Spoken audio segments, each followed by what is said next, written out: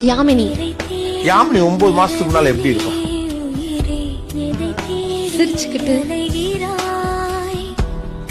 சந்தோஷமா. இப்ப இந்த யாமினி கண்ணாடி போய் முன்னால போய் நிக்கிறப்ப அந்த யாமினி ஞாபகத்துக்கு வராளா இல்லையா?